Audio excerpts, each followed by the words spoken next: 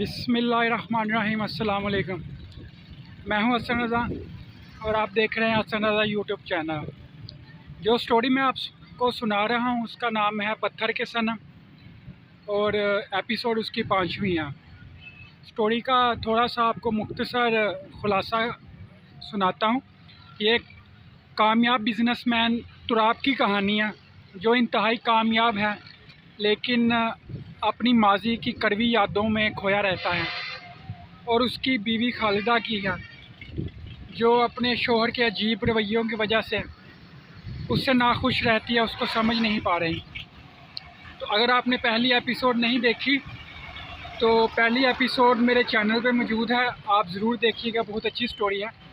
तो 5वीं एपिसोड शुरू करने से पहले मेरी आपसे गुजारिश है कि आप लोग मेरे चैनल को सब्सक्राइब करें और वीडियो को लाइक कर दीजिएगा। शुक्रिया।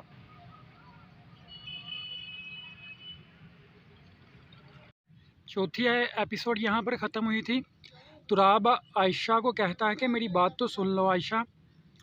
आयशा कहती है अब सुनने को बाकी कुछ नहीं रहा, सब कुछ तो देख लिया है अपनी आंखों से। आयशा भी वहाँ से चली जाती है। 5वीं एपिसोड शुरू करते हैं। बिस्मिल्लाहिर्रहमानिर्रहीम। आलिया की आंखों में एक मक्कारी की हंसी होती है। वो तुराब को कहती सब लोग देख रहे हैं, मुझे भी अभी यहाँ से जाना चाहिए। खालिदा वापस घर आकर अब अपनी माँ को सब बताती है और कहती अब वो तुराब से तलाक लेना चाहती। ऐसे धोखेबाज शख्स के साथ कोई भी ताल्लुक़ नहीं रखना चाहती। उसकी माँ कहती हो सकता तुम्हें कोई गलतफहमी हुई हो या नज़र का धोखा हुआ हो। खालिदा कहती आयशा ने सब अपनी आंखों से देखा है। वो शख्स मुसलसल मुझे धोखे में रख रहा है। मैं मज़ीद उससे कोई रिश्ता नहीं रखना चाहती। माँ कुछ कहना चाहती है कि खालिदा का बाप बोल पड़ता है बस ज़िंदगी मेरी बेटी ने गुजारनी है। अगर वो तुराब से कोई रिश्ता नहीं रखना चाहती तो ये उसकी मर्ज़ी है और इस घर में कोई भी उसके साथ ज़बरदस्ती नहीं कर सकता। मैं वकील से बात करके तलाक के कागजात तैयार करवाता हूँ। तुराब घर पहुंचकर अपने कमरे में जा रहा होता है। मुलाजिम कहता है सर खाना तैयार है, मैं टेबल पर लगाऊं? तुराब गुस्से से बोलता है मैंने तुम्हें बोला है खाना लगाओ कि नहीं? जितना काम तुमसे कहूं बस उतना ही किया करो। और गुस्से से अपने रूम में चला जाता है। बेड पर बैठकर दोनों हाथों से अपने सर को पकड़ लेता है। एक लंबी सांस भरकर कहता है ये क्या हो गया? जितना कुछ अच्छा करने जाता इतना ही गलत हो रहा। और बाहर में जाए खालिदा खुद से कहता नहीं सुननी बात तो ना सुने। अपने आप को बेड पर गिराकर बस इधर उधर देखता रहता। घड़ी का टाइम आहिस्ता आहिस्ता गुजरता जाता। तुराब वैसी ही हालत में जूतों समेत लेटा हुआ। रात के 2 बज रहे होते हैं। वो अचानक उठता, बेड पर अपने फ़ोन को देखता। फ़ोन पकड़कर वो खालिदा का नंबर डायल करता। खालिदा का फ़ोन कमरे में पड़ा होता। वो कमरे से बाहर अंधेरे में एक तरफ गार्डन में बैठी होती है। परेशान और अफसुर्दा हालत में तुराब बार बार मुसलसल फ़ोन करता, मैसेज करता मेरी कॉल रिसीव करो, मगर कोई जवाब नहीं आता। वो गुस्से से फ़ोन को सामने की तरफ फेंक कर फिर बेड पर गिर जाता। खालिदा जब अपने रूम में आती, फ़ोन की लाइट देखकर फ़ोन चेक करती। तुराब की बेशुमार कॉल्स और मैसेज आए होते हैं, लेकिन वो सब काट कर फ़ोन वापस रख देती। अगली सुबह हुमा तुराब को कॉल करती। फ़ोन की अचानक बेल होने की वजह से तुराब को लगता है शायद खालिदा की कॉल है। वो जल्दी से उठकर फ़ोन को पकड़ता, लेकिन हुमा बाजी का फ़ोन देखकर उसको अफसुर्दगी होती। वो कॉल रिसीव करता कैसी हैं आप बाजी? मैं ठीक हूँ, तुम कैसे हो? मैं भी ठीक हूँ, तुराब जवाब देता। हुमा तुम्हारे और खालिदा के दरमियान कुछ हुआ है? तुराब परेशान होकर कहता आपको किसने बताया है? वो बस ऐसे ही नाराज़ होकर चली गई है। हुमा मेरी आयशा से बात हुई। खालदा के फ़ोन पर कॉल कर रही थी तो उसने उठाया। खालदा शायद वहाँ पर नहीं थी, वो तलाक की बातें कर रही थी और तुम कह रहे हो बस नाराज़ हो के गई है। तुम मुझे पहले शुरू से बताओ कि हुआ क्या है। तुराब सब कुछ हुमा को बताता। मैं बाजी बस सही वक्त देख के उससे बात करना चाहता था। हुमा तुमने गलती की है। तुराब तुम्हें पहले दिन से ही उसे माजी के बारे में सब कुछ बता देना चाहिए था। चलो जो भी हुआ है मसले का हल अब निकालो और जो भी करना पड़े खालदा को मनाकर घर ले आओ। तुम जानते हो ना तुम्हारी ये शादी हमारे बाबा मामा की ख्वाहिश थी। उनकी आखिरी ख्वाहिश का तुम पर फ़र्ज़ है कि हमेशा उसका बहुत ख्याल रखो। तुराब हुमा बाजी आप परेशान मत हो, मैं खालदा को घर ज़रूर लेकर आऊँगा। उसके लिए मैं सब कुछ भी करूँगा। मैं जा रहा हूँ उसको लेने, उसको अपने माजी के बारे में सब कुछ बताने, हर एक बात बताने जो वो जानना चाहती थी। तुराब फ़ोन बंद करके खालदा के घर की तरफ जाने के लिए निकल जाता है। रास्ते में तुराब खालदा को ख्यालों में सोचता रहता है। उसकी बातें, सवाल, हर एक चीज़ उसके जहन में गर्दिश करती है। खालदा के घर पहुंचकर वो अंदर जाता है। सामने खालदा के वालिद आयशा उसकी मामा बैठी होती हैं। तुराब उनको कहता है मैं खालदा से बात करना चाहता हूँ, उसको सब बताना चाहता हूँ जो वो नहीं जानती। खालदा के वालिद कहते तुम्हारी हिम्मत कैसी हुई यहाँ आने की, तुम जैसे धोखेबाज शख्स से वो कोई बात नहीं करना चाहती, चले जाओ यहाँ से, इससे पहले कि मैं गार्ड को बुला लूँ, चले जाओ यहाँ से। खालदा ऊपर सीढ़ियों पर खड़ी होती है। तुराब खालदा को देखकर ऊपर की तरफ जाना चाहता लेकिन गार्ड उसको धक्के से पीछे की तरफ धकेल देता। खालदा कहती है अब जो भी कहना है अदालत में कहना, मेरा वकील तुम्हें तलाक के लिए नोटिस भेज रहा है। तुराब उसकी आंखों में दर्द भरी हसरत से देखता है और वापस पलटकर चलना शुरू कर देता। गेट से बाहर आकर वो अपनी गाड़ी में बैठ जाता और गाड़ी को ऐसे रोड पर बहुत देर तक घुमाता रहता।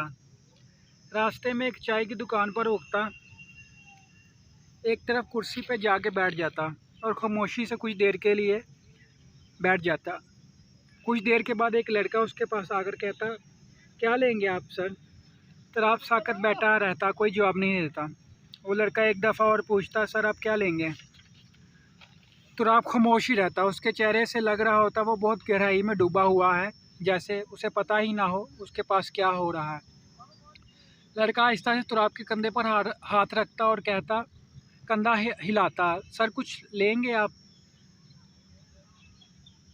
तुराब एकदम चौंक कर जवाब देता जैसे किसी गहरे ख्वाब से बाहर निकला हो, वहाँ चाय ले आओ। लड़का साथ कुछ और लेंगे, कुछ भी ले आओ, और वापस अपनी गहरी सोचों में डूब जाता। लड़का तुराब के सामने टेबल पर चाय और साथ में कुछ बिस्किट ला के रख देता। तुराब काफ़ी देर वहाँ बैठा रहता, साकत ही फिर अचानक उठकर जाने के लिए तैयार हो जाता। टेबल पर वो कुछ पैसे रख देता और जल्दी से वहाँ से चला जाता। लड़का बहुत हैरान होता, टेबल के पास आकर खाया भी कुछ नहीं, सब वैसे का वैसा, अजीब आदमी है। उधर खालदा की मामा खालदा से कहती अगर वो तुमसे बात करने घर तक आ ही गया था तो एक बार उसकी बात सुन लेनी थी। खालदा कहती मैं खुद उस लड़की सुन लेती तुम। खालदा कहती मैंने खुद उस लड़की से बात करते हुए उसे देखा है, वीडियो पर भी मिलते देखा है, अब क्या बाकी था बात करने के लिए। उसकी माँ कहती बाज़ दफ़ा चीज़ें वैसी होती नहीं जैसे हमें दिखाई देती हैं। अकेले लड़का कामयाब बिजनेसमैन है, हर चीज़ में इकलौता वारिस है, उसे तो कोई भी और मिल सकती बहुत आसानी से, लेकिन वो फिर भी यहाँ पर आया है तो ज़रूर कोई बात होगी जो वो बताना चाहता था। खालदा मैं फ़ैसला कर चुकी हूँ मामा, मुझे बस तलाक चाहिए, अब मज़ीद मुझसे ये दर्द, ये ज़िल्लत, धोखेबाजी बर्दाश्त नहीं होती। आयशा भी खड़ी सब बातें सुन रही होती है पर कुछ नहीं बोलती। उधर तुराब घर आता तो उसकी खाला नरगिस पहले से उसका इंतज़ार कर रही होती। तुराब को आता देखकर वो बनावटी प्यार जितलाती और कहती, मैंने सुना खालदा ने घर को और तुम्हें छोड़ दिया है। मुझे तो इतना सदमा पहुंचा है, क्या कमी थी उसको यहाँ से। सब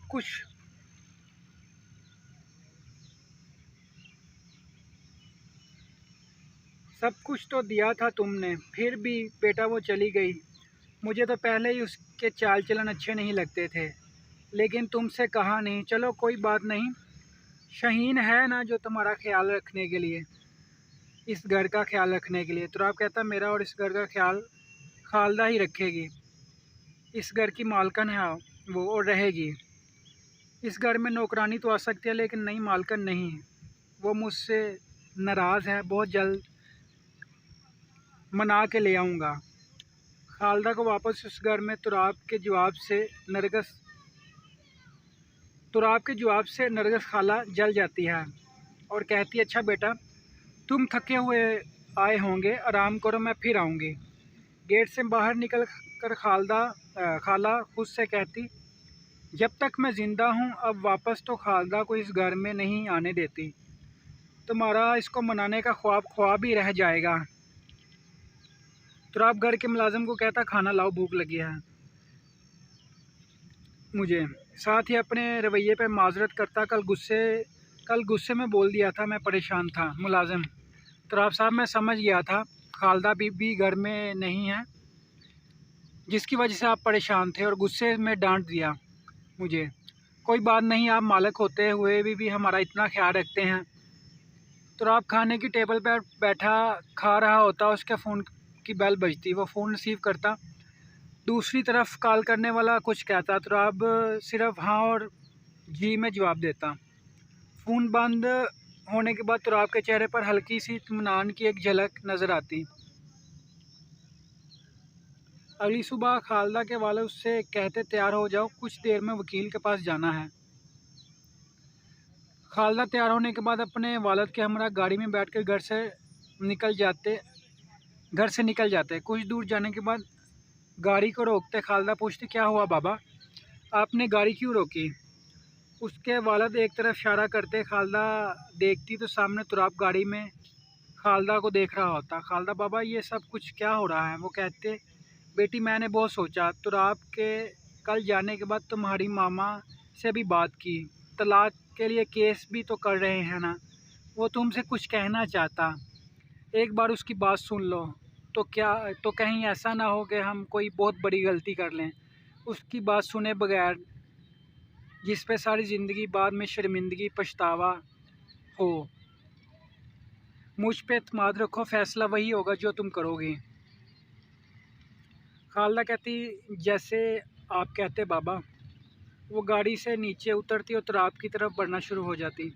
तुराब भी गाड़ी से बाहर आकर उसका इंतज़ार कर रहा होता। गाड़ी के पास पहुंचकर वो गाड़ी में बैठ जाती, तुराब भी गाड़ी में बैठ जाता। कुछ देर गाड़ी चलने के बाद तुराब एक घर के सामने गाड़ी रोक देता और खालदा को बाहर आने का कहता। खालदा देखती मकान काफ़ी छोटा, वो सीधा खस्ता हाल में नज़र आ रहा होता। तुराब घर के बाहर लगे ताले को खोलता। खालदा, मुझे यहाँ क्यों लाए हो। तुराब, कुछ देर में तुम्हें हर सवाल का जवाब मिल जाएगा। वो दरवाज़ा खोलकर अंदर जाता। घर के दो छोटे से कमरे होते, एक तरफ छोटा सा गुसलखाना, छोटा सा किचन होता। तुराब कमरे में अंदर जाता, खालदा भी उसके साथ होती। खालदा को वो काफ़ी गंदी जगह लग रही होती है कमरे में। वो तुराब से कहती, यहाँ तो मुश्किल से कोई रहता होगा, बहुत छोटी सी जगह है। दोस्तों ये थी आज की किस्त। इंशाल्लाह अगले एपिसोड में आपसे जल्द मुलाकात होगी। मेरी आपसे गुजारिश है कि अगर आपको वीडियो अच्छी लगी हो तो चैनल को सब्सक्राइब करें और वीडियो को लाइक ज़रूर कीजिएगा। अल्लाह हाफिज़।